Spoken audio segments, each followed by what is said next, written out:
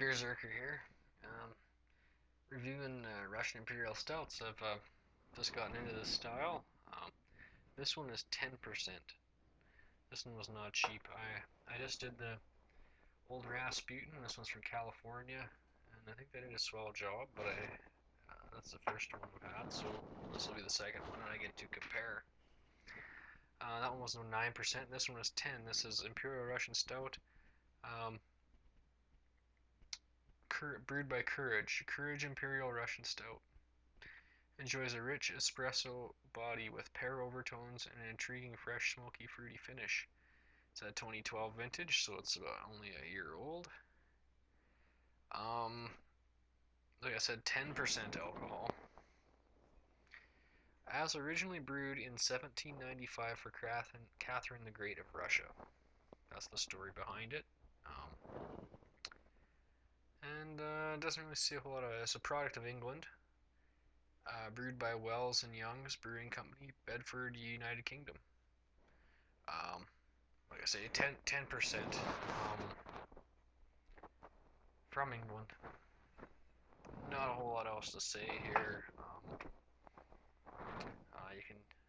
They pretty much summed up the story. Okay, so wasn't a whole lot of carbonation in the bottle. That doesn't offend me at all. Smells a lot like the old Rasputin one. But this one, I don't know. That's a pretty great smell coming off of this. This is not. Oh, that is black. See if we can get some head out of it. Like I said, very low carb. Just dump it in there. Oh, that's thick. That poured like a.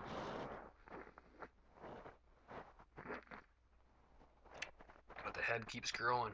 Isn't that something? Look at that. I mean, no head, and just after I poured it, just kept going. Like the CO2 is just deeply hidden within the beer, right? But if you haven't seen my other review of the Russian Imperial Stouts, that head is brown, man. You cannot see through this beer. I'm gonna tell you what. That is a brown head on that beer. I know I don't have the greatest camera, but that head is that just looks really cool. It's a very small caviar type bubbles there, but it's densening down. It's getting quite marshmallowy on top. The aroma was pretty strong on the bottle, but it is subsided a bit.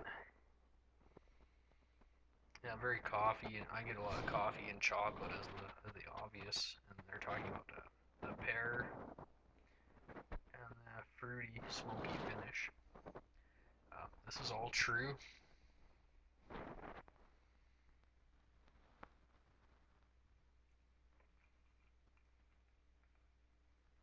Yeah. Oh yeah. Well, again, this is quite sweet for a stout. I'm finding, um, and really complex. Um, and you do get a lot of the alcohol. This one's 10%. I think this one is a little, how would I say, flatter in the mouthfeel. Um, little a little bit richer than the old Rasputin. Um, Head is retaining on there quite well. Um, it's a little more. I don't know how to describe it. A little more of a flatter, more um, subdued in the mouthfeel.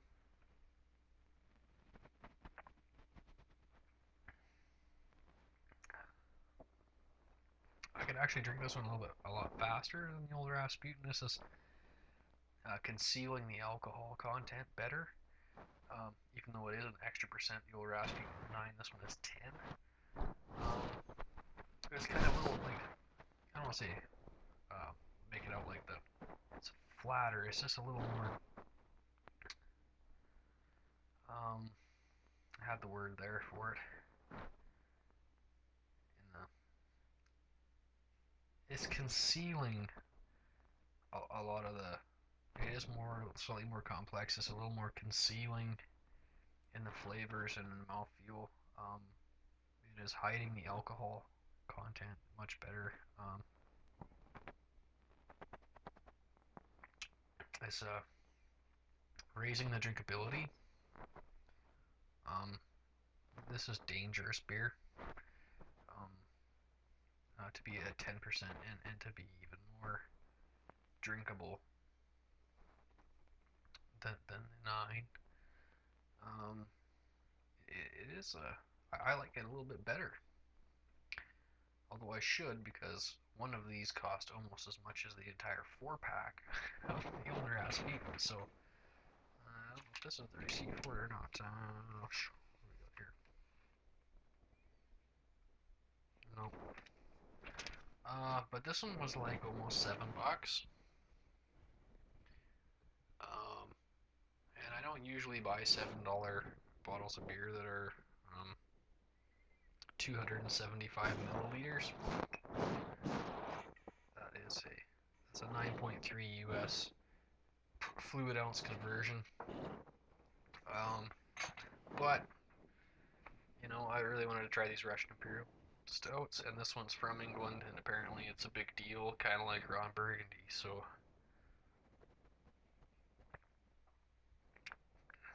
I tried out.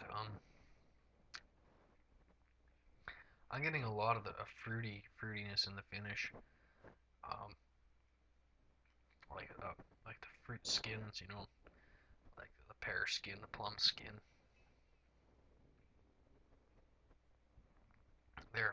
There is the coffee. There's the chocolate smokiness. Head is retaining,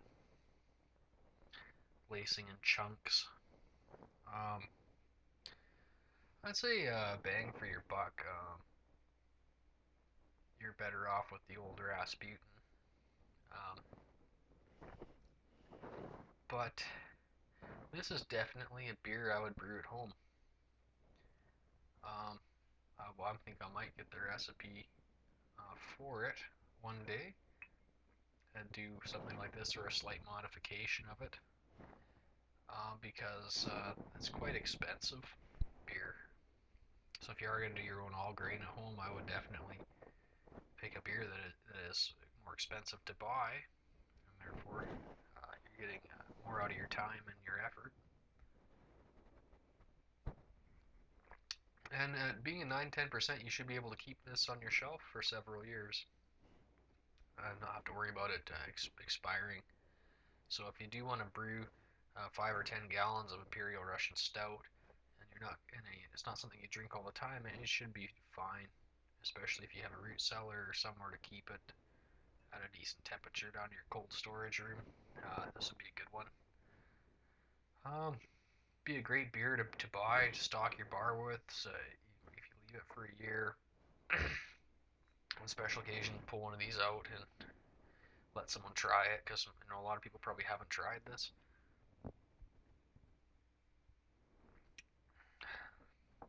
Incredibly smooth. Um, Very complex. It's a really good stout. Um, yeah, I wouldn't be scared to pick this one up at all. This is an amazing beer. Um, like I say, you could probably find a better deal on it. Um, Especially if you're in the States or something. I mean, it's pretty. This is at a very, very specialized beer store. Um, Most liquor stores won't have this on the shelf, right? Obviously. Oh, mm. Yes, I do like it more than the old Rasputin. It's a great aftertaste and complexity to this beer. Uh, Great mouthfeel, sticky. It's a little bit sweet, um, but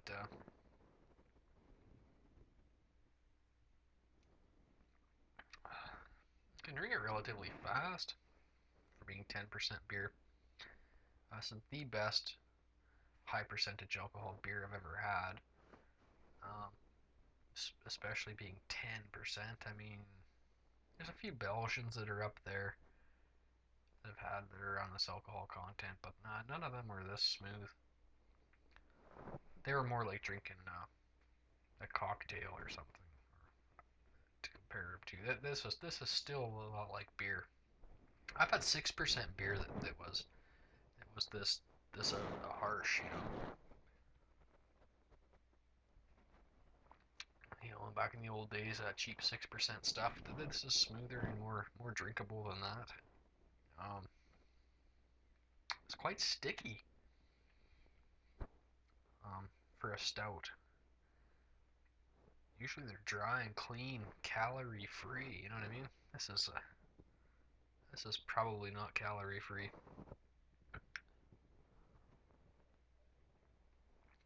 Oh, yeah. But I am feeling quite good from it. It's I'm not really noticing the alcohol. Like I'm not feeling the buzz off this beer very much. But a lot of times a stout will make your stomach feel better.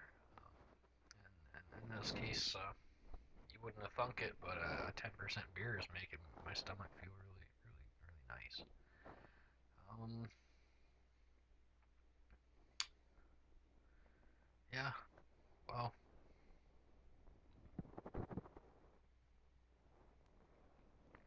that's it for the beer. That's a nice experience. I probably won't buy that too often because it's so expensive, but I probably will buy that again. Um, one time. Uh, wow. That's a rate. I'm gonna Spinal Tap it. Beer from a bottle out of from the store. That was pretty kick-ass for 10% beer. Um, I can't remember what I gave the old Rasputin, so and that one was pretty good too. That wasn't a shitty beer by any means. Um, so I'll have to 11 out of 11. This beer's a Spinal Tap. If you see it, recognize the label. And you got a little want to throw a few extra dollars down on a bottle. Something, but at 10%, it's like you're drinking 2.5 beers. So, um, yeah, very pleasant experience. Um, I'm just raving. I'm just raving, ranting and raving and repeating myself and wasting your time and my time. Yeah, it was the shiznit. So that's from Courage, Imperial Russian Stout. That's 11 out of 11. That's a Spinal Tap beer. Nothing wrong with it. Best 10% beer ever that I've ever had. So drink it and let me know what you think. Tip top tippy.